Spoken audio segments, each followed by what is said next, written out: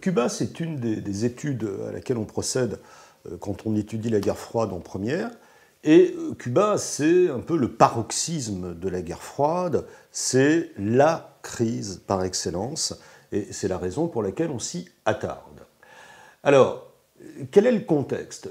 D'abord, le contexte international, où en est-on des relations américano-soviétiques à ce moment-là? On est dans une situation assez compliquée, puisque formellement, on est dans le cadre de ce qu'on a appelé la coexistence pacifique, qui a été voulue par les soviétiques à partir de 1956, mais les relations demeurent extrêmement tendues à ce moment-là entre les deux grands.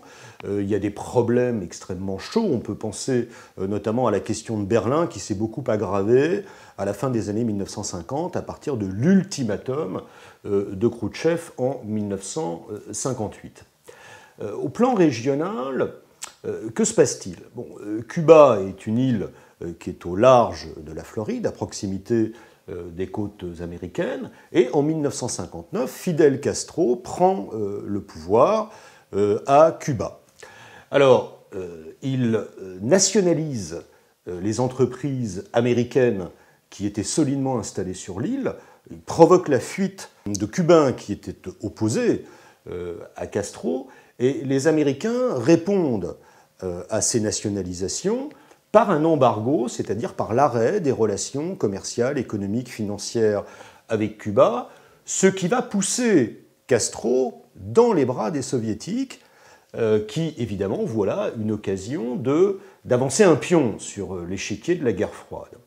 Alors, ce qu'il faut dire, c'est que cette prise de pouvoir par Castro à Cuba ébrèche en quelque sorte la fameuse doctrine Monroe, qui date de 1823, et qui stipulait que le continent américain devait rester en quelque sorte sous le contrôle des États-Unis.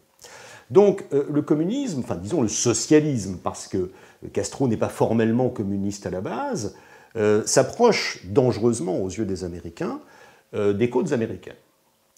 Alors, quelles sont les grandes étapes du déroulement de cette crise?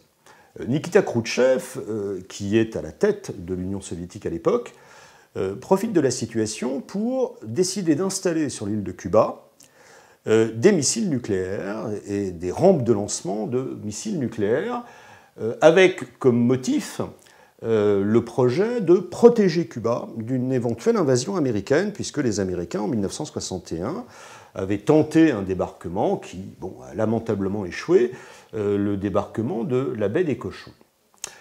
Le 14 octobre 1962, les Américains réalisent la gravité de la situation lorsqu'un avion espion survole l'île de Cuba, prend des photographies et prouve que des missiles nucléaires sont en train d'être installés sur l'île. Au même moment, les Soviétiques font partir des convois maritimes en direction des États-Unis, chargés eux aussi de missiles nucléaires, et accompagnés de sous-marins dont on sait aujourd'hui, on ne le savait pas à l'époque, qu'ils étaient eux-mêmes équipés de torpilles nucléaires. Donc on est dans une situation extrêmement inquiétante pour les Américains. La réaction américaine intervient le 22 octobre 1962, lorsque le président Kennedy s'adresse aux Américains, et on a envie de dire au monde entier, à la télévision, et décrète d'une part un blocus de l'île de Cuba, c'est-à-dire un encerclement militaire de l'île qui interdit à des navires étrangers d'accoster, et d'autre part menace l'Union soviétique de représailles atomiques si jamais la situation venait à dégénérer. Alors, évidemment, ce discours a fait un effet considérable à l'époque, parce qu'on a dit que John Kennedy avait négocié au bord du gouffre. Qu'est-ce qui se passe en fait? Kennedy sait très bien, lui, ce qu'il a en tête. Une fois qu'il a promis aux Soviétiques le feu nucléaire en cas d'attaque, il doit s'en tenir à ce qu'il a dit. Mais lorsqu'il dit cela, il ne sait pas ce que Khrouchtchev a en tête. Et jusqu'à quel point Khrouchtchev est décidé à mener cette opération à son terme. Alors, après quelques jours de tension extrême, la résolution de la crise est une résolution finalement diplomatique, c'est-à-dire que Khrouchtchev se rend compte qu'il n'a pas intérêt à pousser le bouchon trop loin, Et la crise va se résoudre par le retrait des missiles soviétiques de Cuba, compensé par le retrait de missiles américains qui étaient stationnés en Turquie, la Turquie faisant partie de l'OTAN. Deuxième élément de la résolution du conflit, les Américains s'engagent à ne plus essayer d'envahir l'île de Cuba. Alors, quelles sont les conséquences de cette crise? D'abord, on peut se demander qui est gagnant, qui est perdant. On a envie de dire que Khrouchtchev est gagnant parce qu'il a obtenu quelque chose, le retrait des missiles américains, sans vraiment perdre grand-chose, puisqu'il n'y avait pas de missiles soviétiques avant 1962. Mais au final, Khrouchtchev l'a payé quand même relativement cher, puisque 2 ans plus tard, en 1964, il est évincé de son poste, et on pense que c'est une conséquence directe de la crise de Cuba. Cette crise va par ailleurs signifier la rupture avec la Chine, qui condamne l'URSS, qui condamne l'aventurisme de Khrouchtchev qui a pris des risques énormes.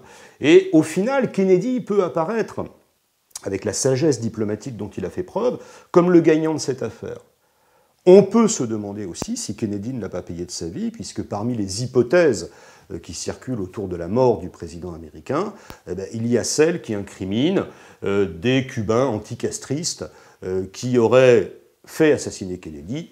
On n'en sait rien, le clair n'a jamais été complètement fait sur cette affaire, et qui auraient espéré que son successeur serait revenu sur la promesse de ne pas envahir Cuba. La conséquence principale, c'est l'instauration d'une nouvelle période de la guerre froide, qu'on appelle la détente. On est passé très près de la catastrophe, et on va mettre en place un certain nombre de moyens pour éviter qu'une guerre nucléaire se produise. On va commencer à songer au premier traité de limitation des armements, on va interdire les essais nucléaires dans l'atmosphère. En 1963, on met en place le téléphone rouge, qui permet aux dirigeants soviétiques, dirigeants américains, de communiquer de façon immédiate en cas de crise. Alors en conclusion, il faut dire que cette affaire a laissé des traces durables, puisque Cuba est resté un régime socialiste au large des États-Unis, et comme un abcès pour les Américains, c'est-à-dire que les Américains doivent tolérer l'existence d'un régime ennemi à leur porte. Régime ennemi qui va d'ailleurs participer à la déstabilisation de l'Amérique centrale dans les années 70, au Salvador, au Nicaragua, etc. Par ailleurs, le régime d'embargo qui a été décrété dès 1962 est un régime qui reste en place encore aujourd'hui, même si, comme on le sait, si on suit un peu l'actualité, les relations entre Cuba et les États-Unis sont en train de s'améliorer.